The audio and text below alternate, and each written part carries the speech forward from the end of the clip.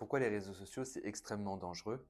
Dans cette vidéo, on va les comparer à d'autres drogues classiques et tu verras que c'est très similaire. S'il te plaît, regarde la vidéo jusqu'à la fin, c'est vraiment pour te faire prendre conscience et que tu puisses contrôler ta vie pour que tu sois plus heureux.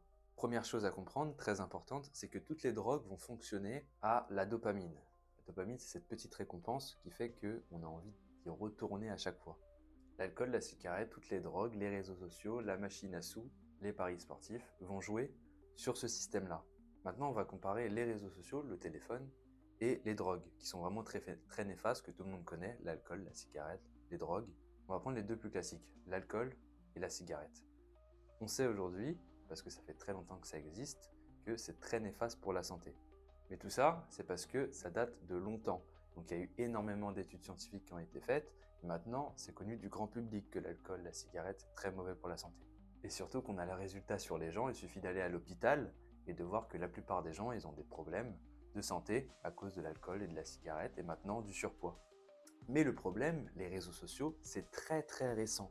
Donc on n'a pas encore assez de recul. Les drogues, comme la cocaïne, le cannabis, on a l'effet immédiat. On sait que sur le moment on se sent bien, mais après on se sent pas bien, on sent que c'est immédiat.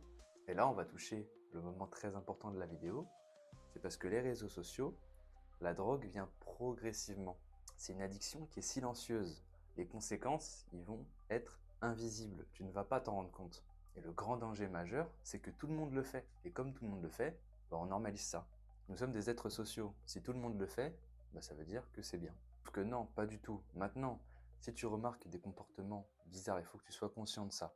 Si tu remarques que tu prends ton téléphone sans réfléchir, que tu marches en utilisant ton téléphone, quand tu scrolles, tu vois pas le temps passer et que tu as remarqué qu'il y avait déjà 30 minutes qui étaient passées, dis-toi que seulement ces comportements-là, tu es déjà complètement addict.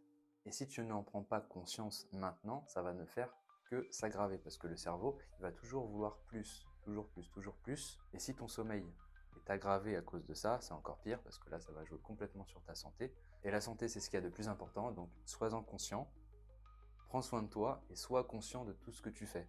Parce que dis-toi quelque chose, c'est que la vie, elle a fonctionné avant toi, elle fonctionne quand tu es là, mais elle fonctionnera encore quand tu seras plus là.